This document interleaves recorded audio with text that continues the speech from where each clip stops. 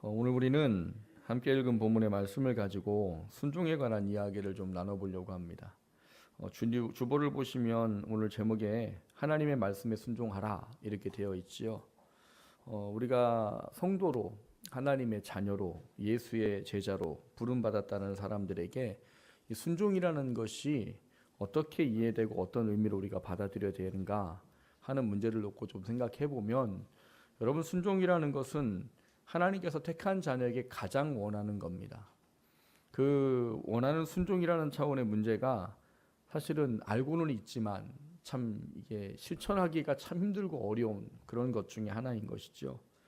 이것이 어느 정도로 중요하다라고 성경은 가르치고 있는가 하면, 요한복음 14장 21절을 보면 하나님께서, 예수님께서 나를 사랑하는 것은 이거야 라고 이렇게 딱 답을 주셨어요. 어떤 답을 주십니까? 나를 사랑하는 자는 나의 계명을 가지고 지키는 자의 나를 사랑하는 자니, 나를 사랑하는 자는 내 아버지께 사랑을 받고 나도 그를 사랑하여 그에게 나를 나타내리라, 이렇게 말씀하시는 이야기예요. 하나님이 자녀들을, 사람을 만드시고 하나님의 형상으로 만든 이유는 이 사랑하기 위함입니다. 근데 그 사랑하는 것에 그 근거를 뭐라고 말씀하셨느냐? 내 계명을 가지고 지키는 게 나를 사랑하는 거야, 이렇게 말씀하셨다는 거예요. 그러니까 계명을 지킨다는 것을 오늘의 주제로 말하면 뭐예요? 순종, 이렇게 되는 거지요. 그러니까 순종하는 것은 쉽지 않은 거는 분명합니다.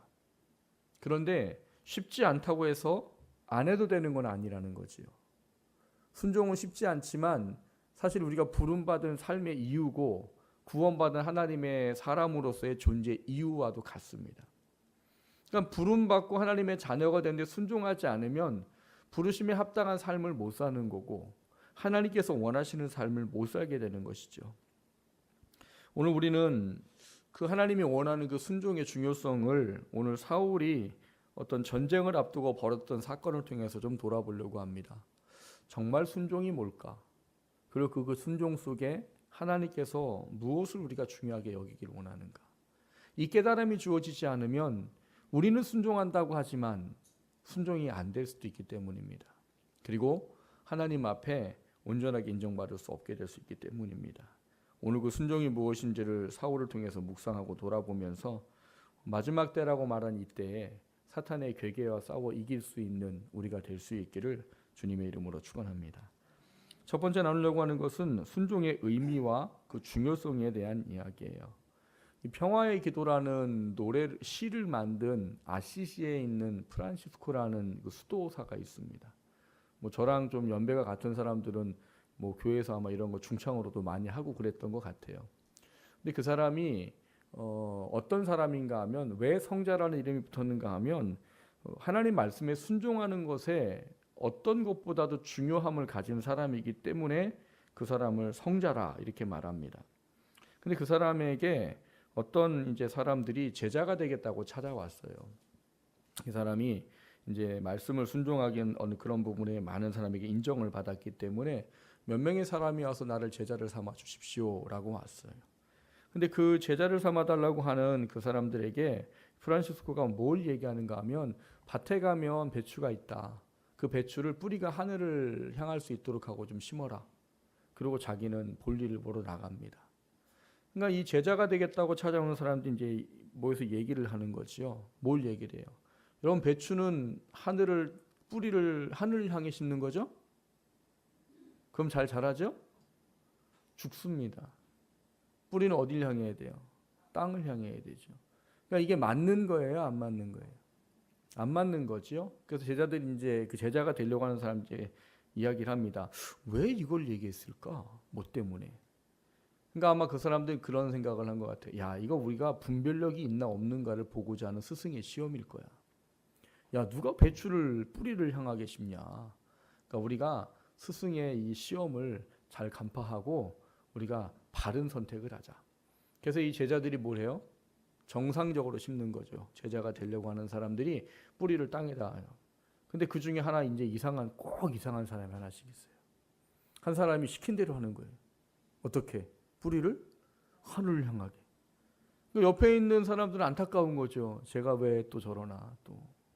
야, 그렇게 하면 안 돼. 스승은 분별력을 보려고 하는 거야. 우리가 얼마나 이 스승을 따를 수 있는 분별력이 있는가, 그런 걸 보기 원하는 거야. 근데 그 사람은 그렇게 또 심어요, 계속. 얼마 있다가 이제 프란시스코가 옵니다.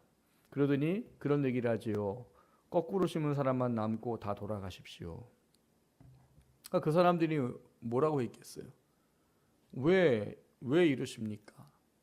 근데 그 프란시스코가 한 말이 있어요. 뭐라고 하냐면, 하나님의 나라에선 판단력이 좋고 머리 좋은 사람이 아닌 순종하는 사람이 필요합니다. 이런 얘기를 했다는 거예요.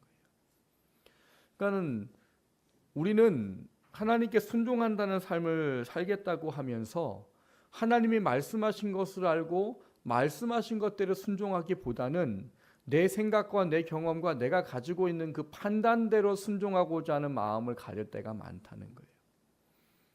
그게 어떤 순간에 보기에는 더 맞아 보이죠. 그게 어떤 때 보면은 옳은 거지요. 그런데 하나님이 원하는 것은 그런 순종이 아니더라는 거예요. 이 프란시스코가 이 말도 안 되는 일을 시켰던 이유는 자기도 그런 삶을 살고 있기 때문인 겁니다. 오늘 우리가 읽은 이 본문에는 이 사울이라는 왕으로 세워지고 2년째 되어진 사람이 전쟁을 앞두고 나서 어떤 행했던 한 이야기에 대한 문제를 우리 기록하고 있습니다. 근데 그 이야기를 가만히 잘 들여다보면 뭘 이야기하고 있는가 하면 순종이라는 게 뭐냐라는 중요한 명제를 우리에게 가르쳐주고 있다는 거예요. 오늘 우리가 읽은 본문의 이 배경은 어떤 건가 하면 사울이 왕이 되고 2년 차쯤 될 때 전쟁을 하게 됩니다. 근데 왜 하게 되는가 하면 사울이 왕이 되고 나서 이제 2년째 이제 이 국경선 같은 데에 좀 대비를 하기 위해서 사람들을 뽑았어요. 그 3,000명이 뽑았어요. 그 지도를 좀 띄워 보시겠어요? 3,000명을 뽑았는데 그 사람들이 이제 어디에 있었는가 하는 문제예요. 방송실 또 안 뜨나요, PPT가? 예. 하나만 더 넘겨 보세요. 지금 이제 확대된 데가 이제 오늘 본문에 나와 있는 이제 위치예요. 하나만 더 넘겨 주세요.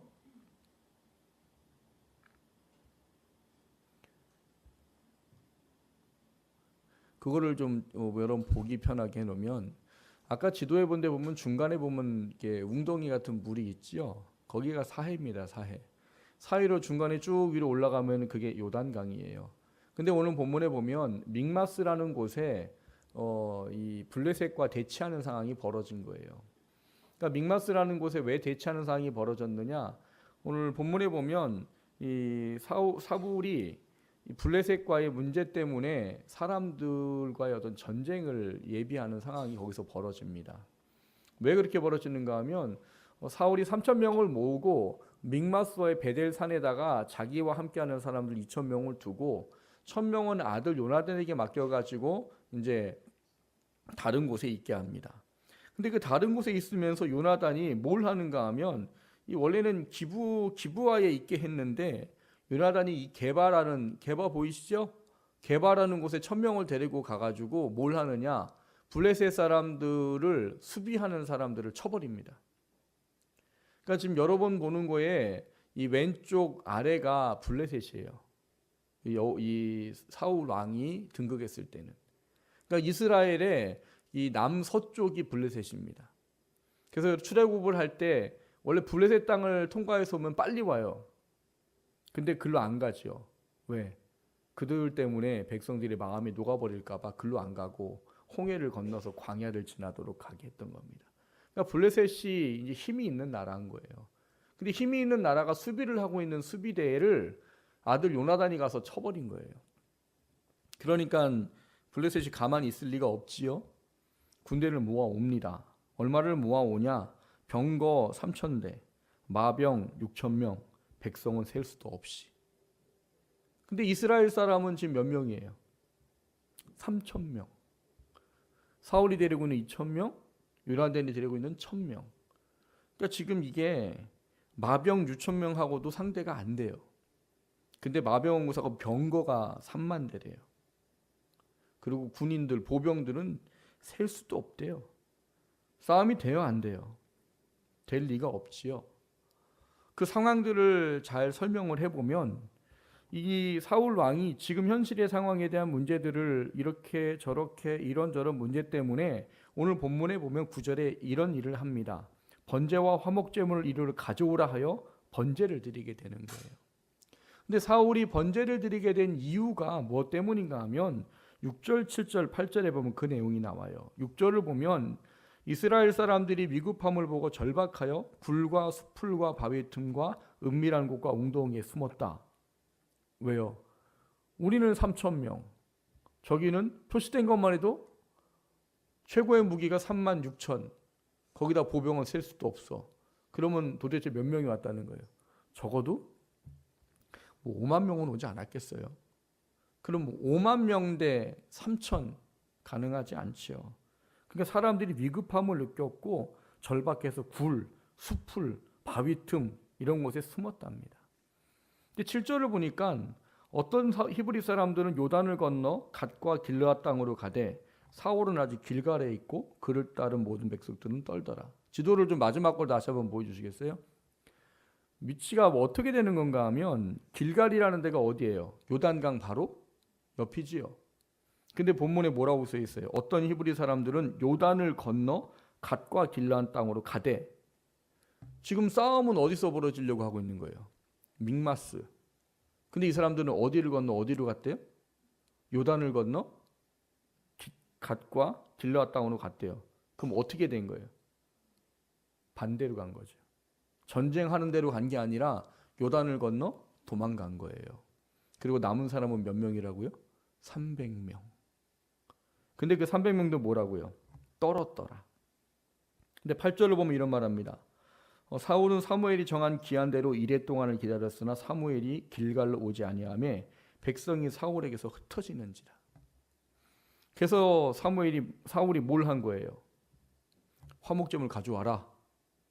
화목제물 가져오라고 하고 뭐 한 거예요? 제사를 드린 거죠. 여러분, 지금 환경과 상황이 어때요? 백성들은 흩어져. 전쟁은 말도 안 되는 상황이야. 그래서 사실 누가요? 이 사울이 사무엘에게 뭔가를 부탁한 거예요. 뭘 부탁한 거예요? 와서 제사를 드려 주십시오. 근데 문제는 이제 사무엘이 사울에게 말한 거죠. 뭐라고? 7일을 기다리십시오. 내가 7일째 가겠습니다. 라고 이야기를 해준 거죠. 그 7일이라는 시간을 기다리고 있는데 와요, 안 와요? 7일째가 된 거예요. 근데도 사무엘이 안 와요. 그러니까 사울은 그런 마음 가졌던 것 같아요. 7일 기다리라고 했으니까 좀 먼저 오지 않을까. 나라가 이렇게 긴박한데. 근데 7일이 됐는데도 안 와. 그 환경과 상황은 어때요? 이미 대다수의 사람들은 얼마예요? 2,700명은 요단강 건너서 도망가 버리고, 남은 300명은 그래도 나와 함께 하려고 있긴 한데 두려워 떨기 시작하고, 그마저도 어떻게 해요? 흩어지기 시작하고. 그러니까 사울이 왕으로서, 지도자로서 명확한 그리고 대단한 결단을 한 거예요. 뭐를요? 백성의 마음을 모으기 위해 화목 제사를 드리기로 결정을 한 거죠.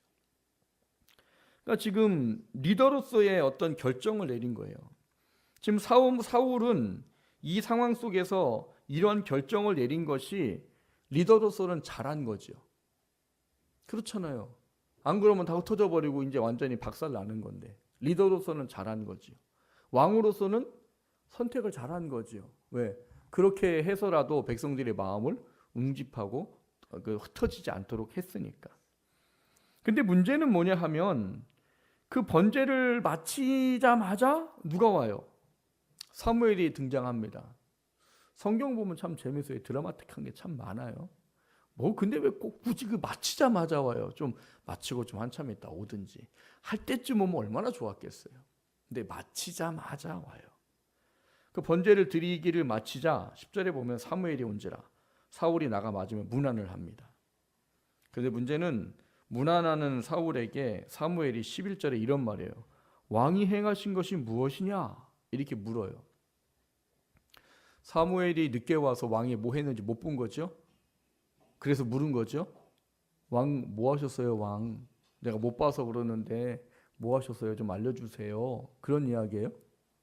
아닙니다. 무슨 얘기예요? 당신 도대체 무슨 짓을 한 겁니까? 이런 이야기인 거예요.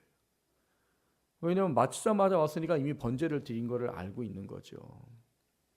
근데 왜 이 사울이 왕으로서 리더자로서 바른 선택을 했고 또 리더자로서 그 백성들을 이끌어가기 위해서는 올바른 일을 한 것 같은데 왜 올바른 일을 한 것 같은 사울에게 사무엘은 그런 이야기를 하냐는 거예요.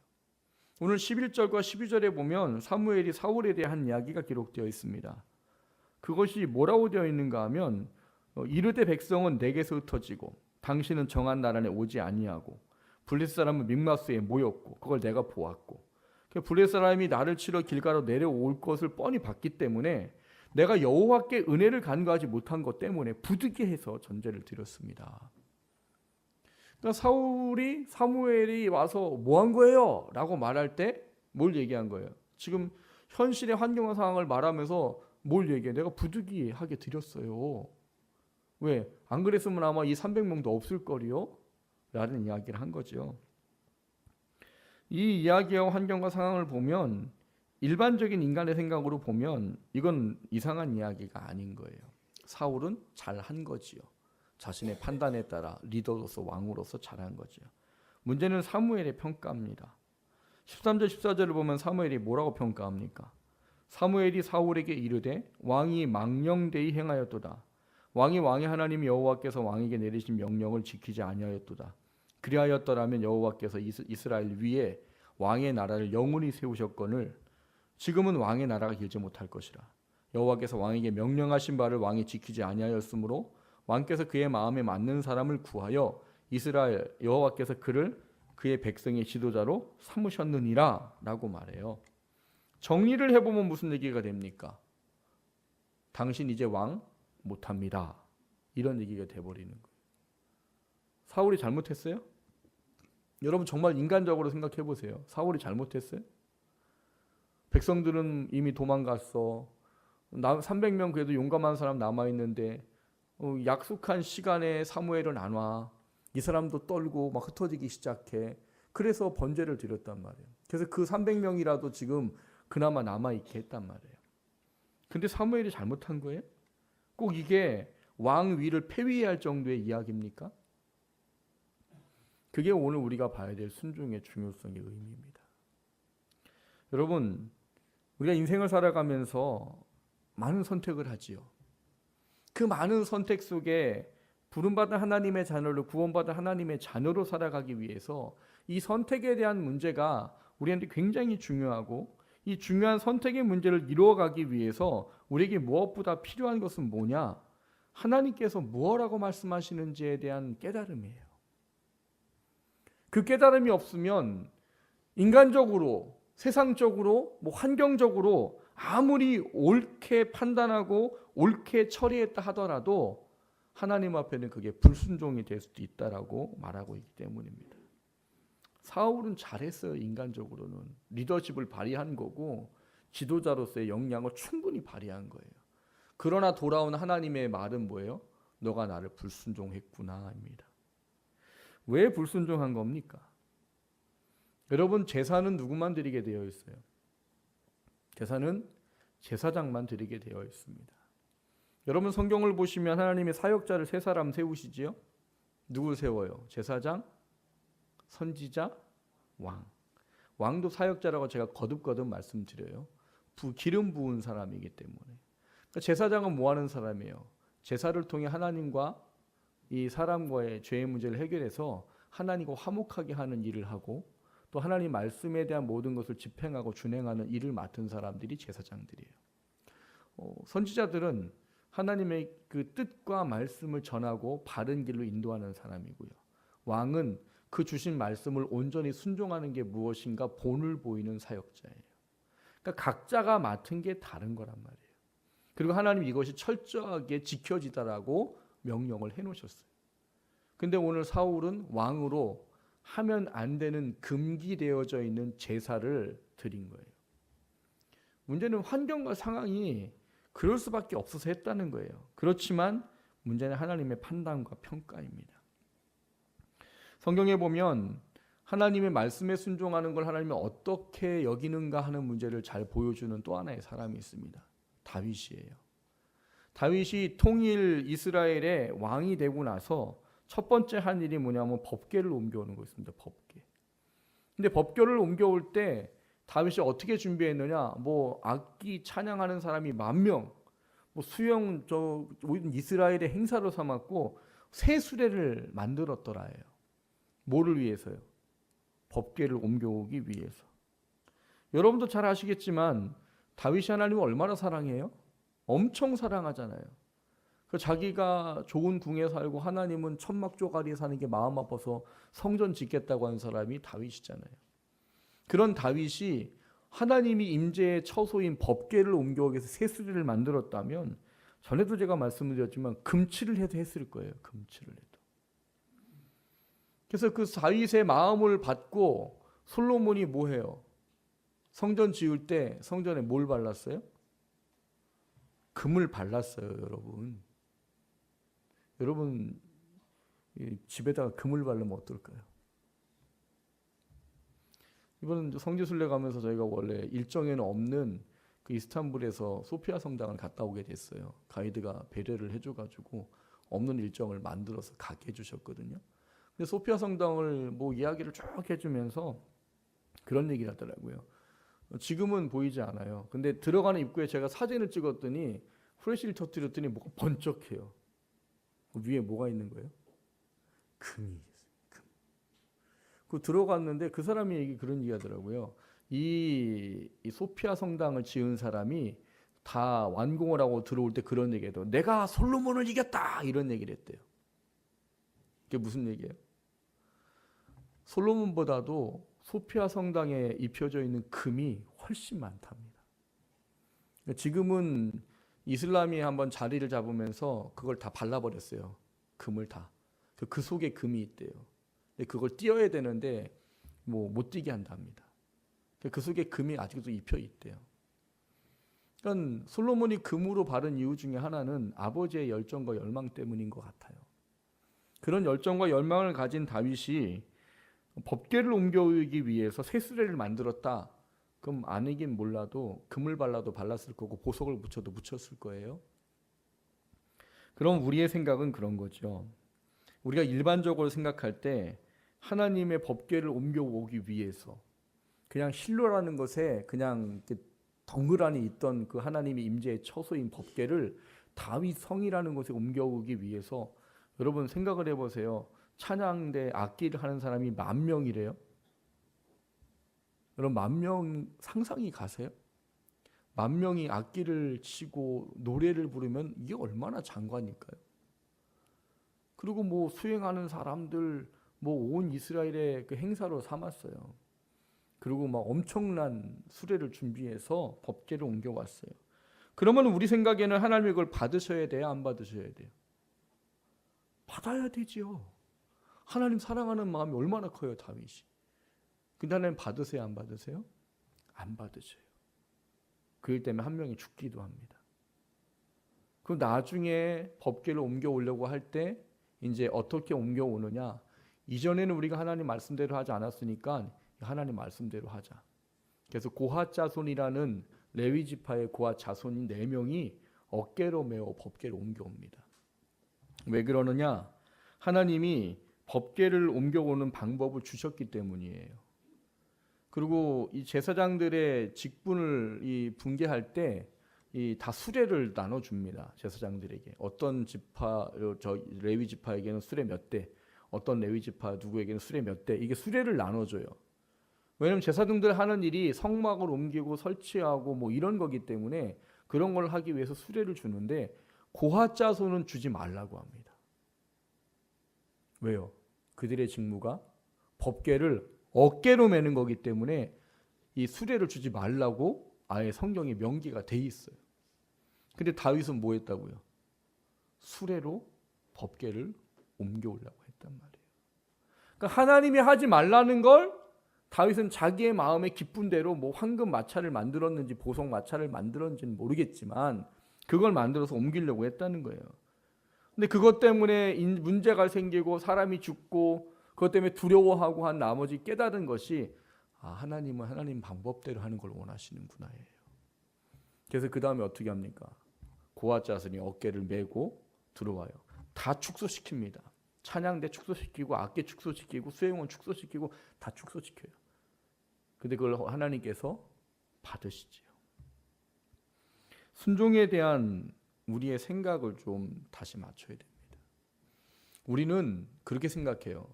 내가 그냥 마음에 있고 마음에 있는 것들 내가 그냥 하면 된다고 생각합니다. 근데 여러분, 순종의 중요한 의미는 뭐냐? 하나님 말씀대로 해야 된다는 거예요. 분별을 해야 된다는 거예요. 하나님이 내가 지금 이 일을 하는 것을 인정하실까? 이게 하나님 뜻에 맞는가? 분별이 필요하다는 거예요. 그렇지 않고 그냥 내 마음에 있다고 무조건 해버리는 건 하나님은 받지 않는다는 말이에요. 사람은 받을 수 있어요. 근데 하나님은 받지 않아요. 오늘 사울의 이야기가 그런 이야기예요. 사울은 백성들의 마음을 붙잡기 위해 리더십을 발휘한 거예요. 정말 적재에 제 시간에 잘 제사를 드린 거예요. 근데 사무엘을 통해 들어온 이야기는 뭐예요?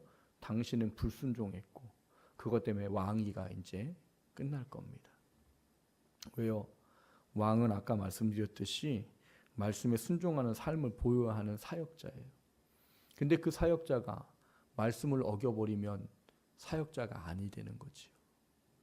그래서 하나님은 사울을 폐위시키고 다윗이라는 순종을 잘하는 사람을 세우게 되는 겁니다. 사랑하는 성도 여러분, 사울의 불순종의 사건을 통해서 정말 순종이 뭔지를 다시 한번 돌아보셔야 됩니다. 그냥 무조건 내가 하고 싶다고 하는 게 순종이 아니에요. 그냥 내 생각이 이러니까 그게 그냥 하나님께서 다 받으실 거가 아니라는 말인 겁니다. 순종은 누구의 뜻대로 해야 되는 거예요? 하나님이 말씀하신 뜻대로 해야 되는 거예요. 순종은 내 생각과 내 환경과 내 생각 어떤 모든 부분들을 다 제외시키고 하나님이 무엇을 원하시는 것을 찾고 그것대로 행하고자 하는 것이 순종입니다. 그 순종을 다시 한번 돌아보는 은혜가 있기를 주님의 이름으로 축원합니다. 두 번째 나누고자 하는 것은 부득이라는 사탄의 무기에 대한 이야기를 좀 나눠보려고 합니다. 사울 이야기를 하는데 왜 갑자기 사탄을 이야기할까 하는 겁니다. 지난주에 사울이 왕으로 세워지는 부분들을 나누셨었죠. 사울이 왕으로 세워질 때 그런 말씀이 있었어요. 사울이 이 짐 보따리 속에 숨었더라고. 이미 하나님은 사무엘을 통해서 왕으로 기름 부어 세우셨어요. 하지만 사울을 배려하기 위해서 하나님 제비를 뽑게 하셨고 사울이 왕으로 뽑혔어요. 근데 없는 거죠. 키가 하나 이게 더 머리가 하나 더 있는 많은 사람이 안 보이는 거죠. 그래서 하나님께 물었더니 짐보따리 숨어 있다. 그거 데려와라. 그 사람들이 보니까 어때요? 기골이 장대하고 이러니까 왕 만세를 외치면서 그래 저 사람이면 우리를 이 외부로부터 구원할 수 있을 거야. 이런 마음을 가지고 왕 만세를 외쳤잖아요. 그러면서 이 격식에 따라 사람들이 왕으로 세워지는 사울에게 뭔가를 바치기 시작하지요. 근데 마지막에 보면 그런 말씀이 써 있었어요. 불량배들이 있어서 사울에게 이 바쳐야 될 거 바치지 않았더라. 이렇게 말이 되어져 있습니다. 그러니까 사울을 인정한 거예요, 안 한 거예요? 안 한 거죠. 제가 지난주 그랬잖아요. 내가 왕이 됐어요. 그 전에 어땠는지 모르지만 사람들이 다 나를 인정하고 있어요. 근데 얼마 안 되는 사람들이 나를 무시해. 그럼 어떻게 할 수 있어요? 저것들을 잡아다가 당장 하옥시켜라. 이럴 수도 있잖아요. 더 기분 나쁘면 어떻게 해요? 저것들을 참수형에 처해라 할 수도 있잖아요. 근데 성경에 뭐라고 써 있대요? 사울은 잠잠하였더라. 잠잠하였더라. 제가 그거를 왜 그렇게 했는지의 설명을 그 앞에 있는 말씀을 가지고 드렸습니다. 뭐였느냐? 사울이 사실 왕이 될 만한 사람이 아니라고 그랬잖아요. 기골은 장대하지만 성격은 어때요?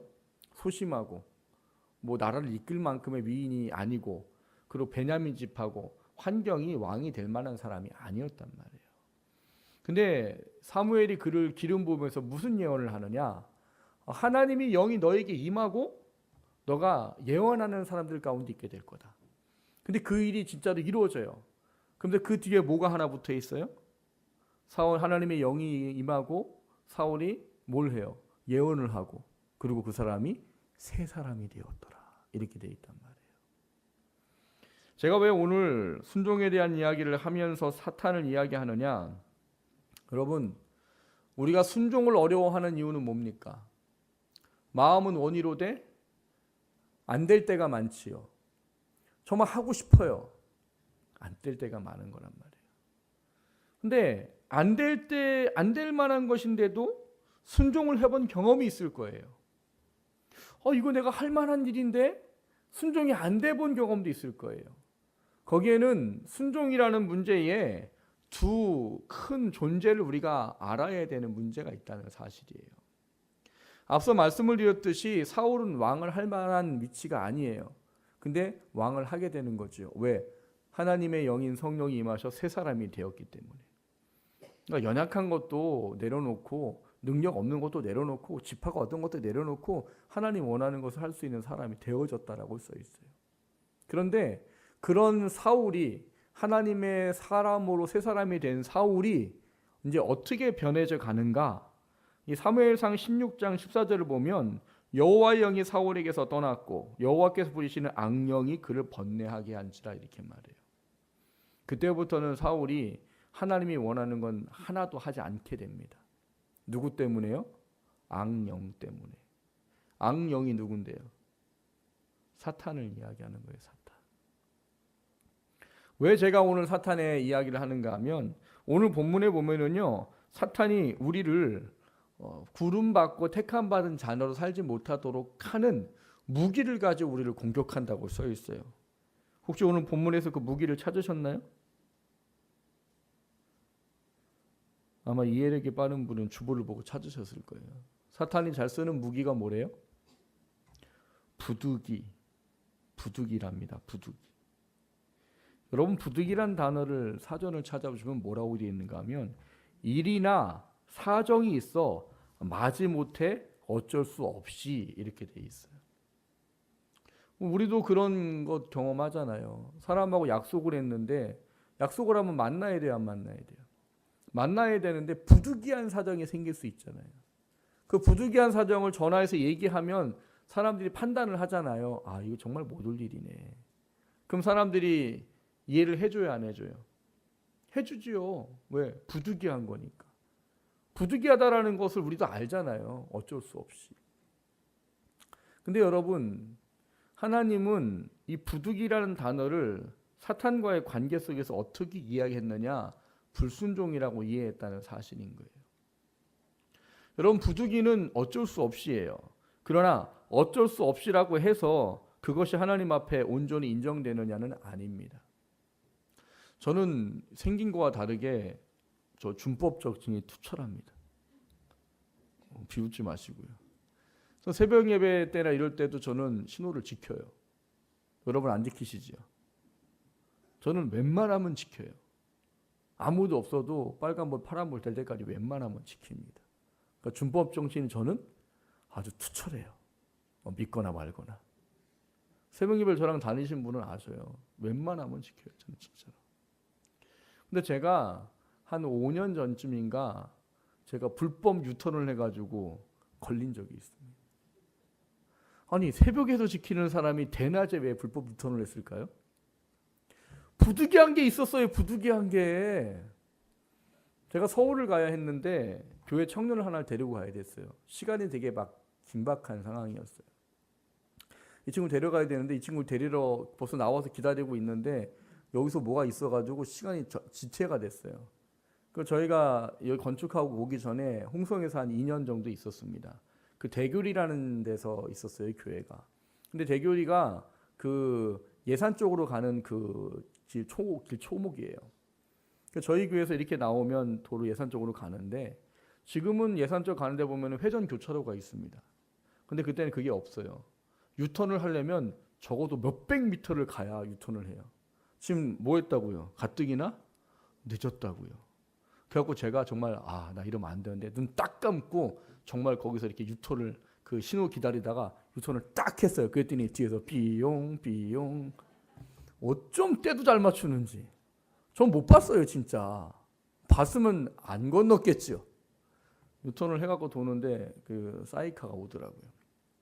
그래서 와갖고 이제 사모는 이제 사정 얘기를 하는 거예요. 사실 우리가 지금 시간이 긴박해서 근데 그거를 계속할 시간이 없어요. 그래서 제가 그냥 끊어주세요. 그리고 끊어갖고 왔어요. 그때 당시로 제 기억에 벌금 7만 원에 그 벌점 30점이었어요. 지금은 뭐 그런 거 해도 뭐 돈 10,000원인가 더 내면 벌점이 없어지더라고요. 요즘 법은요. 저 지난번에 알았어요. 근데 그때는 그런 게 없어요. 뭐 10,000원 더 낸다고 벌점 없어지지 않아요. 근데 여러분 벌점 40점이면 어떻게 돼요? 면허 취소입니다. 그리고 벌점 뉴턴이 얼마예요? 벌점 30점이에요. 그러니까 10점만 하면은 그 10점이 얼마나 저 1년 동안 얼마나 이 가슴 졸임을 살았는지 몰라요. 그 1년 동안 정말 엄청나게 가뜩이나 조심히 운전하는 사람이 엄청나게 조심히 운전해서 1년 지나면 소멸돼요. 30점이. 그래서 해결이 됐어요. 근데 정말 부득이였어요. 저 웬만하면 그렇게 안 한다니까요. 몇백 미터든 가서 유턴하고 와요. 정말 부득이. 근데 여러분 세상 법에도 부득이한 것이 적용되지 않는 게 있다는 걸 아셔야 되는 거예요. 만약에 법대로 하지 않으면 사람들은 사람을 죽여놓고도 나 부득이했어요 라고 말할 수 있어요. 왜? 제가 나 열받게 했어요. 제가 나 위협했어요. 그럼 부득이? 근데 여러분 천지를 지으시고 모든 것을 주관하신 하나님 앞에 그분의 준엄한 명령을 부득이라는 걸 해결할 수 있을까요? 어떤 사람은 그런 얘기합니다. 성경을 또 잘 아세요?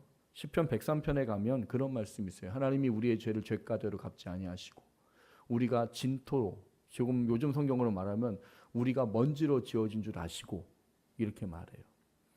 그 말씀을 잘 이해하셔야 됩니다. 하나님이 시편 103편에 말씀하신 죄가를 죄가대로 갚지 않는다는 말은 너 죄를 져도 내가 그 죄를 없다고 인정해 줄게 이런 얘기가 아니에요. 하나님은 죄가는 반드시 처리해야 됩니다. 본인이 치르든 다른 존재가 치르든 죄가는 반드시 처리해야 돼요. 그럼 그 말씀은 뭐예요? 만약에 우리가 죄진 대로 하나님께서 바로 갚아버리시면 다음 주에 저를 못 보십니다. 저를 못 보신다고요. 다음 주에. 제가 이번 일주일 동안 얼마나 많은 죄를 짓고 살까요? 뭐 여러분은 저를 또 사랑해서 또 우리 목사님은 죄도 안 짓고 거룩하시고 이슬만 먹고 똥도 안 싸고 뭐 이런 줄 아셔요? 아니에요. 하루에도 수없이 집니다. 근데 죄를 질 때마다 하나님이 죄가대로 갚아버리면 다음 주에 저를 못 보신다고요. 저만 그렇다고 또 앉아 계신가요? 여러분들은 안 그러실 것 같으세요? 그 말은 그런 말이에요.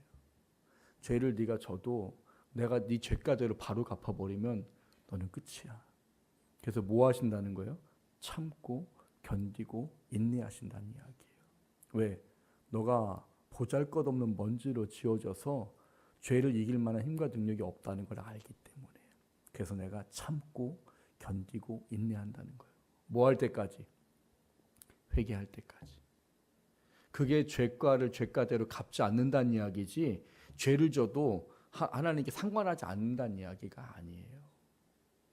그렇기 때문에 성경에서 사탄은 부득이라는 걸 가지고 우리를 넘어뜨리는 데 쓰는 겁니다. 새가족반을 하면 아마 들어보셨을 거예요. 여러분, 우리는 구원받아서 예수를 구주로 고백하고 영접했다면 구원은 절대 취소되지 않습니다. 아무리 사탄이 대단한 능력을 가지고 세상의 권세를 가진 잡은 자라고 하더라도 그가 무슨 짓을 해도 우리의 구원은 취소되지 않아요. 왜요? 로마서 8장에 보면 뭐라고 되어 있어요? 그리스도 예수의 사랑을 끊을 존재가 없대요. 근데 거기에 뭐가 들어있다고 그랬어요? 어떤 피조물도 그리스도 예수의 사랑에서 끊을 수가 없느니라 이렇게 되어 있어요. 사탄도 하나님이 창조하신 피조물이에요. 그러면 걔가 무슨 짓을 해도 우리의 구원은 끊어지지 취소되지 않아요.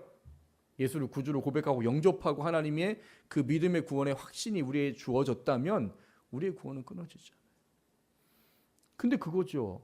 아니 그러면 아무리 무슨 짓을 하고 발악을 하고 우리를 뭘 해도 우리 구원을 끊을 수 없는데 왜 그놈의 사탄은 우리를 그렇게 공격하고 우리를 그렇게 아주 징그럽게 우리 시험하고 유혹하고 넘어뜨리고 하느냐 이런 거예요. 제가 뭐라고 했어요? 새가족만 하신 분 단어 기억나세요? 뭐라고요? 목사님 작년에 했는데 내가 기억하실까 봐요. 억하심정이라고 했죠. 억하심정. 왜요? 여러분 예수님 재림에서 오시면은요, 사탄은 무적행이라는 데 갇혀서 더 이상 나올 수 없습니다. 믿지 않는 자랑 무적행에 갇혀서 영원한 심판 가운데 사탄도 들어가요. 사탄은 영적인 존재이기 때문에 자기를 창조한 하나님과 떨어져 하나님을 뵐 수 없다는 게 얼마나 무섭고 두려운지 그는 알아요. 그러니까 사탄은 그런 거예요. 나 못 가는 천국 너 가? 내가 그거는 못 건드려. 근데 내가 할 수 있는 거 하나 있다. 뭐요?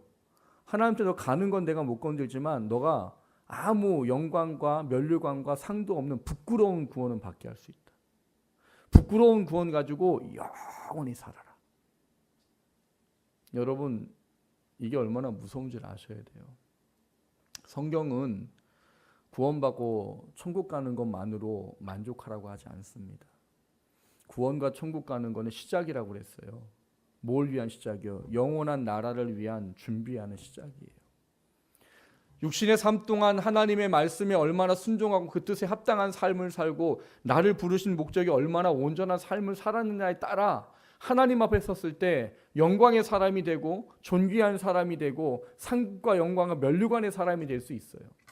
그리고 하나님은 그거를 위해서 성경을 주셨다고 말합니다. 너희들이 세상을 육신대로 살지 아니하고 말씀대로 살아서 내 앞에 왔을 때 영광의 사람이 되길 원한다. 근데 그거를 하지 못하도록 하는 게 사탄이에요. 억하심정이란 말이에요. 너 천국 가는 거 내가 못 건들지만 나 너 상 못 받게 할 수 있어. 하나님 앞에 갔는데 영원한 시간을 부끄럽게 살 수는 있어. 내가 그걸 위해서는 뭔 짓을 하마. 그 가운데 하나가 부득이에요. 부득이. 우리는 그러죠. 부득이해서 교회 못 나왔어요. 부득이해서 내가 뭐 순종 못했어요. 내가 얘기를 들어보세요. 내가 할 만한가. 그러나 여러분 하나님의 말씀 앞에는 부득이가 없습니다. 사탄은 부득이라는 것 안에 우리를 넘어뜨린 거죠. 사울은 오늘 본문에 써 있어요. 제가 부득이하여 제사를 드렸습니다. 아까 설명드렸잖아요. 얼마나 부득이해요. 몇만 명 대 3,000명 싸우는 것도 쉽지 않은데 3,000명 중에 2,700명 도망갔어요. 벌써 300명 남았는데 제사를 안 드려가지고 사람이 우왕좌왕하고 뭐 흩어져요. 약속한 사무엘은 7일 됐는데 안 오고 얼마나 마음이 궁급해요. 그래서 결단력을 내린 거잖아요. 리더십 발휘했잖아요. 근데 문제 하나님 뭐라고 그래요? 너는 내 말씀에 불순종했다. 여러분 신앙생활 하시면서 혹시 부득이라는 사탄의 무기에 삶을 내어주고 살고 있지는 않으신가 돌아보십시오. 나는 부득이지요. 그리고 사람들이 말하면 이해해요. 그럼 주일 안 나올 수 있지. 그럼 그거 안 할 수 있지. 사람이 뭐 우리가 연약한데 뭐 다 할 수 있겠어? 맞아요. 그러나 여러분 아까 백선편이 이야기했듯이 지금 당장 벌 내리지 않는다고 하나님이 죄의 대가를 무마시키진 않습니다. 부득이해서 범죄했어요? 크든 작든 회개하기를 기다리셔요. 그리고 하나님은 회개하면 동의서에서 먼 것 같이 용서하십니다. 그리고 하나님은 성장하길 원하세요. 내가 이제까지는 부득이해서 10번 넘어졌다면 다음번에는 8번, 다음번엔 5번, 다음번엔 4번, 2번 넘어지지 않을 수 있는 사탄이나 싸워서 이길 수 있는 힘을 갖는 사람이 되기를 원해요. 그때까지는 사탄이 우리를 부득이라는 무기를 가지고 우리를 아주 징그럽게 공격할 겁니다. 왜요? 그래야 내가 하나님 앞에 영광도 상도 면류관도 없고 부끄러운 구원 받을 수 있으니까. 사랑하는 성도 여러분, 말세예요. 정신을 차리고 살아야 됩니다. 사탄은 부득이한 것을 가지고 우리를 자꾸 하나님 사람답게 살지 못하게 해요. 부득이를 좀 다시 깊이 돌아보십시오. 그 속에 뭐가 있는가? 부득이의 속에는요, 하나님의 뜻이 아닌 내 뜻이 먼저 앞서 있습니다. 부득이 속에는요, 하나님의 말씀보다 세상의 기준과 판단과 가치가 먼저 있습니다. 그럼 우리는 온전하지 못한 거예요. 왜요? 우리는 하나님의 말씀을 가장 우선시하고 순종하도록 부름받고 구원받은 자녀이기 때문이에요. 부득이라는 것 오늘 돌아가서 깊이 좀 돌아보십시오. 내 삶에 혹시 부득이가 만연하고 있지는 않은지, 부득이가 내 안에 가득해 있지는 않은지, 그러면서 나는 부득이했으니까 어쩔 수 없어, 그래 부득이한 걸 어떡해 라고 멈춰 있지는 않은지, 원하기는 사울을 다시 한번 묵상하시면서 부득이라는 사탄의 무기를 발견하시고 그것을 이겨내 나갈 수 있는 저와 여러분 되시기를 주님의 이름으로 축원합니다.